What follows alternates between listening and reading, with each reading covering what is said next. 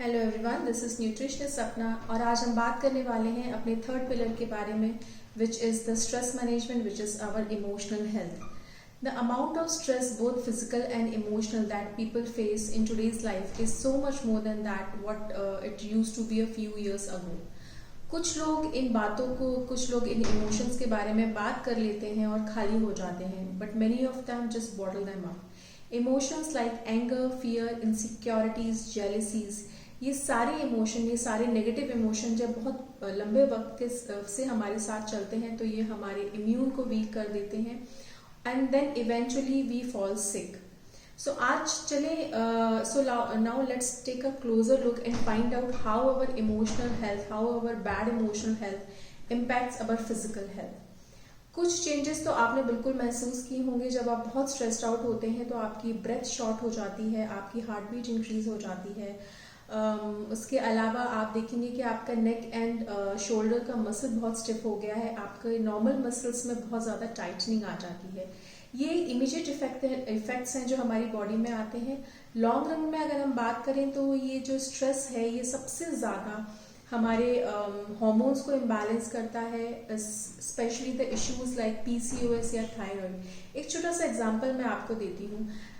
Most of the cases मेरे पास, मेरे 10 साल के प्रैक्टिस में जो केसेस आए हैं, जब भी मैंने उनके रूट कॉज को फाइंड आउट करने की कोशिश की है, मुझे हमेशा मैं एक ही कंक्लूजन पे आई हूँ, वो ये कि जब भी उन लोगों की ज़िंदगी में कोई बहुत ही इमोशनल टर्बुलेंस आता है तभी उनके साथ सारी की सारी डिजीज शुरू होती हैं. Problem like diabetes, thyroid, PCOS, in fact the weight gain to.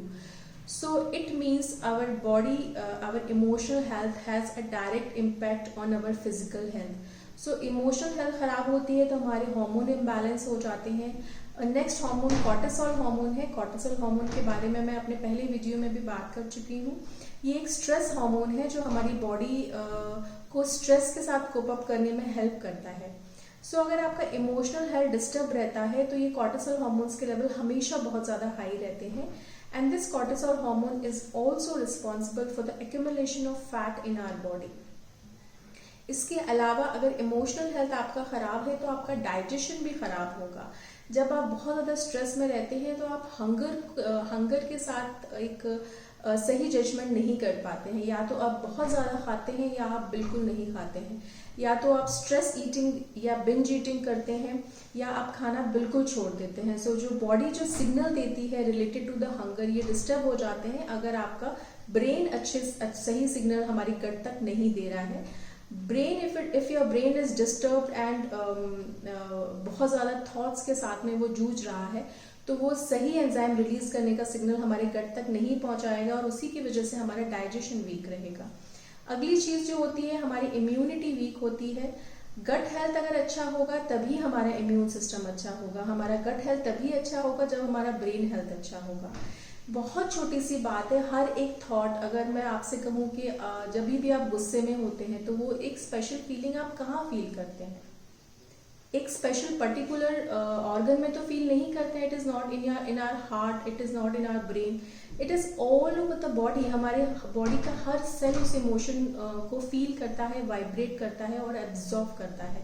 और अगर आप काफी दिनों तक उस इमोशन को होल्ड करके रखेंगे, उसके साथ रहेंगे, उसे पकड़ के रखेंगे, तो धीरे धीरे करके वो इमोशन वो हमारे सेल को डैमेज करता है, हमारे इम्यून को वीक करता है और हमें बीमारियों की तरफ लेके जाता है. इसके अलावा क्रॉनिक इश्यूज भी इसके साथ शुरू हो जाते हैं, जैसे ब्लड प्रेशर के इश्यूज, डायबिटीज के issues, heart related issues, arthritis जैसे इश्यूज भी हमें ज़्यादातर स्ट्रेस की वजह से होते हैं. क्योंकि अगर हम स्ट्रेस्ड हैं तो हमारी बॉडी में न्यूट्रिशन का एब्जॉर्प्शन अच्छे से नहीं होगा, चाहे हम कितना अच्छा खाना खाएं, बट बॉडी, क्योंकि गट हेल्थ अच्छा नहीं है, वो डाइजेस्ट अच्छे से नहीं कर पाएगी. आपकी बॉडी में कैल्शियम डेफिशिएंसीज हो जाएंगे and then you will be prone to arthritis issues. So please address your emotional issues immediately. उसे डिले मत करिए, अपने स्ट्रेस को अच्छे से मैनेज करिए and please lead a happy and healthy life. Thank you so much.